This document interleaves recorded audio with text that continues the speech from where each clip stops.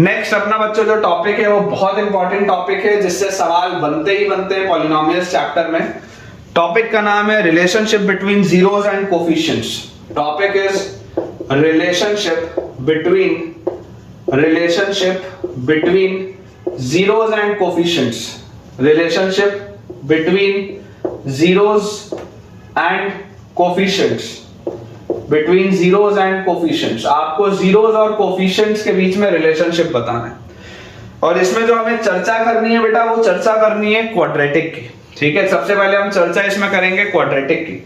तो आप समझिए कि general equation of a quadratic मैंने आपको थोड़ी देर पहले बताया था। General equation of quadratic, quadratic का एक जनरल इक्वेशन क्या होता है? क्वाड्रेटिक का बच्चों जनरल इक्वेशन होता है ax square plus bx plus c। General equation of quadratic is ax square plus bx plus c। This is a general equation of a quadratic.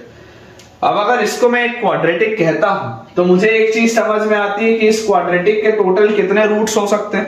अगर मैं इसको इक्वल टू 0 करूं और मैं अगर इस तरीके का एक पैराबोला की बात करूं तो मुझे यहां पर दिखाई देता है कि इसके मैक्सिमम 2 जीरोस हो सकते हैं। जीरोस बोले या रूट्स बोले, बात एक ही है ना। आपको इस बात को समझना पड़ेगा कि zeros and roots can be used interchangeably. मतलब कि आप इसको बेटा बदल के यूज कर सकते हो। मैं कभी जीरोस बोल दूं या रूट्स बोल दूं, बात एक ही है। Zeros of the polynomial generally बोला जाता है, roots of the equation generally बोला जाता है, बट दोनों का अर्थ वही है ना। तो बहुत ज्यादा उसमें टेक्निकलिटी में हम नहीं जाएंगे। अगर आपसे कभी जीरोस ऑफ द इक्वेशन पूछे या रूट्स ऑफ द इक्वेशन पूछे तो आप मान लें कि वो सेम ही बात हो रही है ना। जीरोस और रूट्स का बच्चों सेम ही मतलब आप मान के चलेंगे। तो अगर मान लो मैं आपको बोलता हूं कि इस क्वाड्रेटिक के 2 रूट्स हैं और इमेजिन करते हैं कि एक रूट है x इक्वल टू अल्फा और एक रूट है x इक्वल टू बीटा।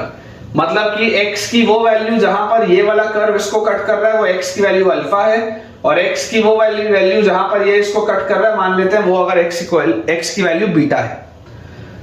तो बच्चों मैं बहुत आसानी से इसको बोल सकता हूं कि यार अगर x इक्वल टू अल्फा इसका एक रूट है ना। ये हमने बचपन में पढ़ा है कि if x equal to alpha is a root, है ना। ये बचपन में अपन बच्चों पढ़ के आए हैं रिमाइंडर थ्योरम में, फैक्टर थ्योरम में, क्लास 9th में, कि if x equal to alpha is a root of polynomial, तो इसका मतलब ये है कि x minus alpha will be its factor. अगर ये इसका रूट है तो x माइनस अल्फा इसका एक फैक्टर होगा, है ना। बहुत सीधी सी बात, बहुत ऑब्वियस सी बात है। वैसे अगर x इक्वल टू बीटा इसका एक रूट है, इसका मतलब x minus beta is a factor. इसका क्या मतलब है अभी मैं आपको थोड़ी देर में एक्सप्लेन करता हूं। आप बिल्कुल ना घबराएं, मैं आपको थोड़ी देर में बच्चों समझाता हूं।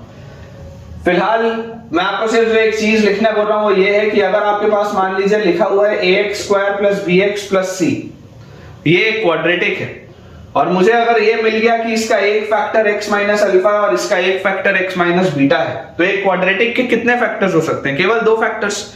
ये पढ़ के आए हम कि जब हम क्वाड्रेटिक इक्वेशन को फैक्टराइज करते हैं, याद करिए आप जब स्प्लिटिंग द मिडिल टर्म करते हैं, क्लास 8 से आप पढ़ रहे हैं, जब हम स्प्लिटिंग द मिडिल टर्म करके इसको फैक्टराइज करते हैं तो एक क्वाड्रेटिक इक्वेशन के कितने फैक्टर बनते हैं? 2 फैक्टर बनते हैं, 2 लीनियर फैक्टर्स। तो इसको आप फैक्टराइज करके लिख सकते हैं सम k times x minus alpha into x minus beta. इसको आप इस फॉर्मेट में लिख सकते हैं। अब इसमें आगे बढ़ने के पहले मैं आपको ये वाली चीज एक बार एक्सप्लेन कर देता हूं। मुझे पूरा भरोसा है कि कई सारे बच्चों को ये चीज क्लियर नहीं होगी कि मैंने क्या लिखा है। तो मैं आपको एक एग्जांपल के लेके बेटा बताता हूं। फॉर एग्जांपल आप समझिए कि अगर हमारे पास एक क्वाड्रेटिक इक्वेशन या एक क्वाड्रेटिक पॉलिनोमियल दिया हुआ है px व्हिच इज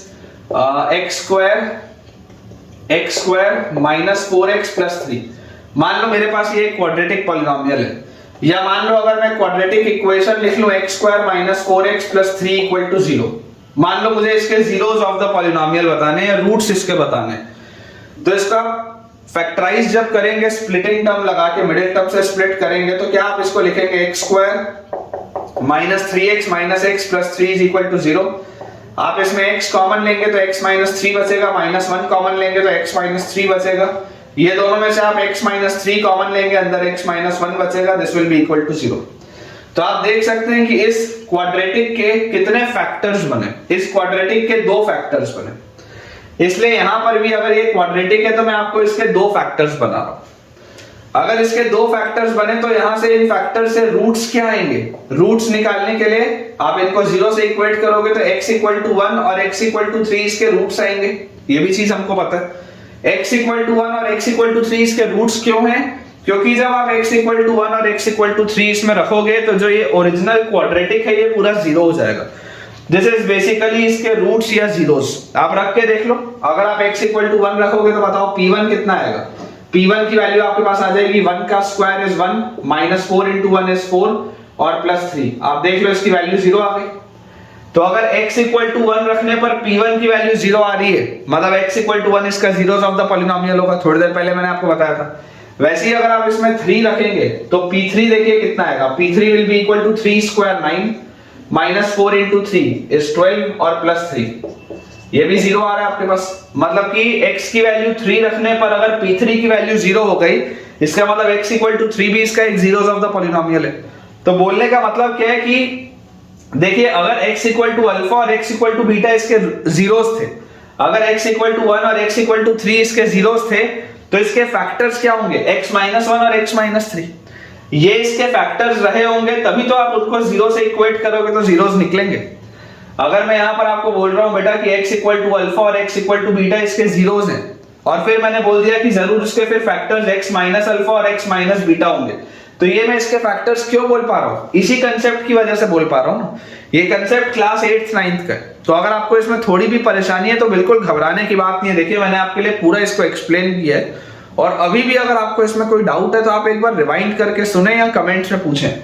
लेकिन आप देख सकते हैं कि अगर एक क्वाड्रेटिक हमारे पास दिया है और उस क्वाड्रेटिक को सॉल्व करके अगर मैं उसके रूट्स निकाल लिया तो इस रूट से बहुत आसानी से मैं इसके आपको फैक्टर्स भी बता सकता हूं कि देखिए ये इसके फैक्टर्स होंगे x minus 3 and x minus 1। अब एक सवाल बच्चे के मन में और रह सकता है इसके बाद, है ना, रूट से फैक्टर बनाना मैंने आपको सिखा दिया, रूट से फैक्टर बनाना। एक सवाल बच्चे के मन में रह सकता है कि सर आपने यहां पर ये k क्यों लगाया। ये इकलौता सवाल है जो आपके मन में रह सकता है। तो मैं आपको बेटा एक बात बता दूं कि अगर मैं आपको बोल रहा हूं x इक्वल टू 1 और x इक्वल टू 3 इसके जीरोस हैं, इमेजिन करिए अगर मैं px पॉलिनोमियल बोलता, अगर मैं px पॉलिनोमियल आपको बोलता 2x square minus 8x plus 6। मान लो अगर मैं आपको px पॉलिनोमियल बोलता 2x square minus 8x plus 6 और अब मैं इसको लिख देता 2 into x square minus 4x plus 3। अब बच्चों अगर मैं इसको लिख देता 2 into x square minus 4x plus 3, अभी भी तो इसके जो रूट्स होंगे वो 1 और 3 होंगे। अगर मान लो यहाँ पर जो ये पूरी चीज के आगे फिलहाल 1 लिखा हुआ है, अगर इस पूरी चीज के आगे मैं 2 लिख दूं या 3 लिख दूं या 4 लिख दूं या कोई भी कांस्टेंट k लगा दूं, जीरोस थोड़ा ना बदल जाएंगे यार। मेन इक्वेशन तो वही आ रहा है। अगर इस पूरी चीज को मैं 1 से मल्टीप्लाई करूं कि 100 से करूं कि 1000 से करूं, मेन इक्वेशन तो वही है अंदर वाला। तो जीरोस तो अभी भी इसके 1 और 3 आएंगे। मैंने इसलिए k लगाया आगे क्योंकि मुझे अभी सिर्फ जीरोस पता है अल्फा और बीटा, तो ये जीरोस से मैं इसके फैक्टर्स निकाल सकता हूं x माइनस अल्फा और x माइनस बीटा। लेकिन इसके करस्पॉन्डिंग जो क्वाड्रेटिक इक्वेशन होगा वो क्वाड्रेटिक इक्वेशन के लिए तो मुझे k भी लगाना पड़ेगा ना सामने, अदरवाइज तो कुछ भी हो सकता है ना।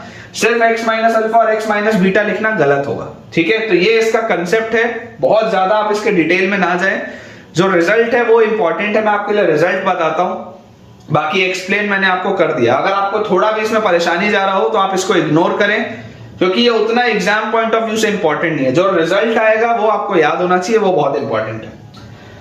तो यहां से अगर हम इसको बेटा ध्यान से देखें तो यहां से हम इसको लिख सकते हैं a times x square plus b times x plus c is equal to, इसको मल्टीप्लाई करते हैं तो k इंटू x से x मल्टीप्लाई होगा तो x स्क्वायर, फिर माइनस अल्फा x, उसके बाद माइनस बीटा x और प्लस अल्फा बीटा।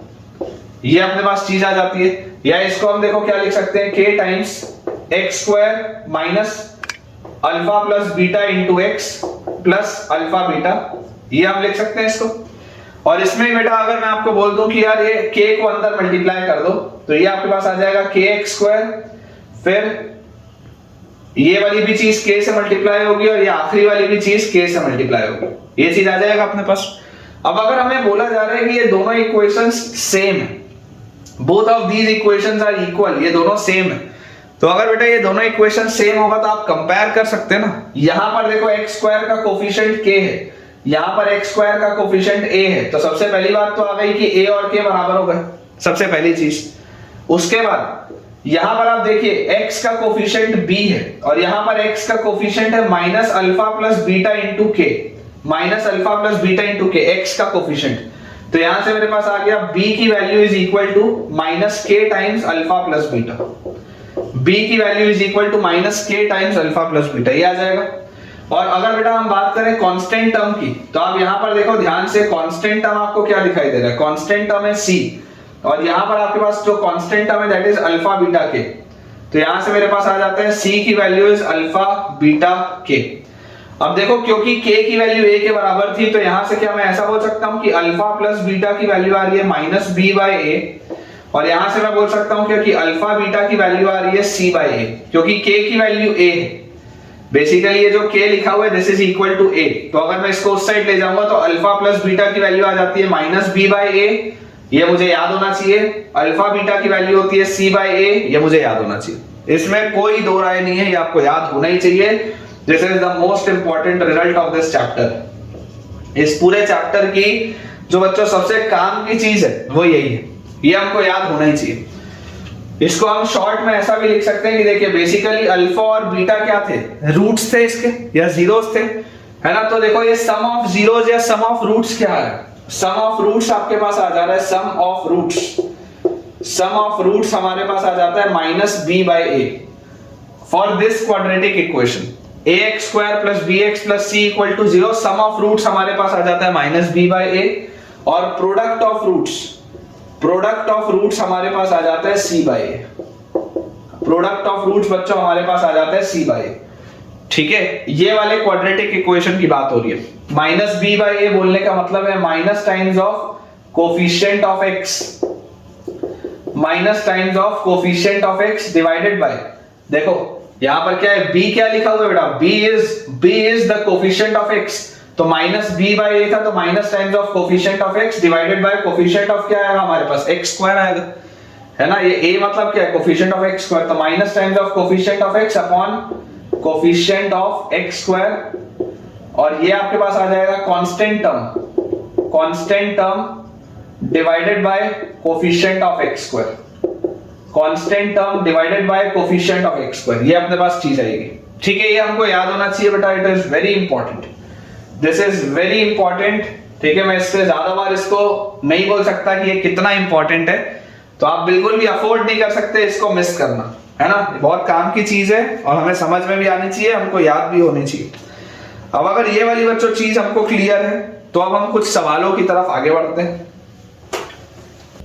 सवाल बच्चों अपने पास इसमें लिखा हुआ है कि find the zeros of the quadratic polynomial, find the zeros of, find the zeros of the quadratic polynomial, zeros of the quadratic polynomial, find the zeros of the quadratic polynomial x square plus 7x plus 10, x square plus 7x plus 10 is equal to 0, and verify the relationship between zeros and coefficients, and verify the relationship between, and verify the relationship between, verify the relationship between zeros and coefficients, zeros and coefficients, ये अपने पास बच्चों सवाल दिए, verify the relationship between zeros and coefficients। अब देखिए इस बात को बच्चों आप समझने का प्रयास करें कि अगर आपके पास ये क्वाड्रेटिक पॉलिनोमियल दिया हुआ है x square plus 7x plus 10, तो अगर आपको इसके जीरोस या रूट्स निकालने, तो सबसे पहले आप इसको जीरो से इक्वेट करेंगे, x square plus 7x plus 10 equal to 0, ये आपके पास हो गया इक्वेशन इसका। और जैसे ही आपके पास ये इसका इक्वेशन दिया हुआ है, तो अब मैं इसमें क्या करूंगा, जीरोस निकालने के लिए, सबसे पहले जीरोस निकालने के लिए मुझे इसको फैक्टराइज करना पड़ेगा। तो क्वाड्रेटिक को तो फैक्टराइज करना आपको आता ही है स्प्लिटिंग द मिडिल टर्म से, तो इसको हम लिख सकते हैं x square plus 5x plus 2x plus 10 is equal to 0। बहुत आसानी से मुझे दिख रहा है, दोनों में से अगर मैं x कॉमन निकालूंगा, पहले दोनों में से तो x प्लस 5 और 2 कॉमन निकालूंगा तो again x plus 5 is equal to 0। इन दोनों में से अगर मैं x प्लस 5 कॉमन निकालूंगा तो x plus 2 is equal to 0।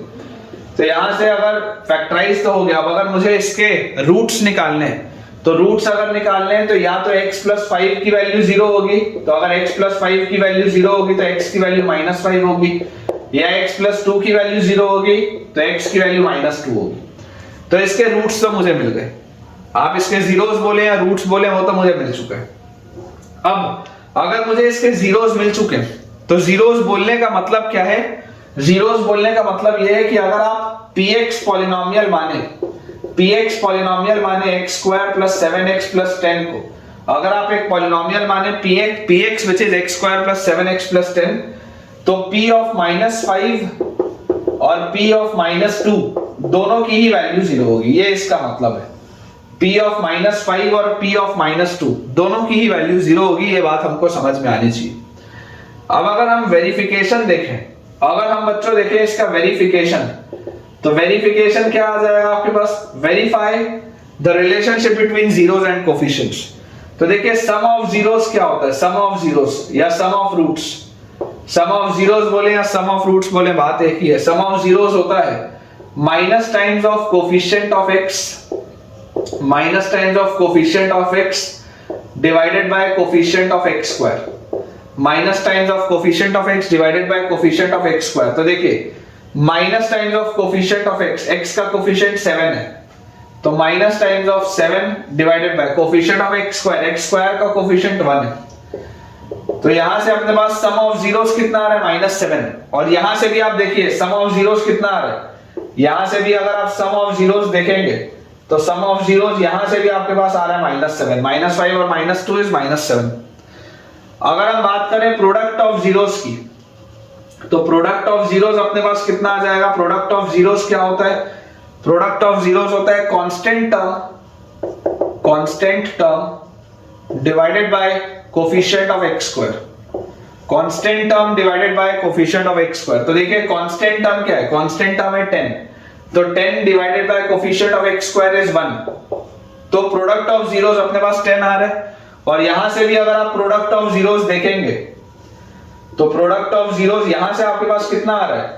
जैसे ही आप -5 को -2 से बेटा मल्टीप्लाई करेंगे, ऑटोमेटिकली आपके पास 10 आ जाएगा। तो प्रोडक्ट ऑफ जीरोस यहां से भी 10 आ रहा है, यहां से भी 10 आ रहा है। तो हो गया वेरीफाई, लिख सकते हैं आप हेंस वेरीफाइड, हेंस वेरीफाइड आप इसको लिख सकते हैं। ठीक है, तो इस तरीके से बच्चों, इस तरीके के अपने को क्वेश्चंस को सॉल्व करना होता है। ऐसे सवाल 2 मार्क के कभी कभी आ जाते हैं पेपर में,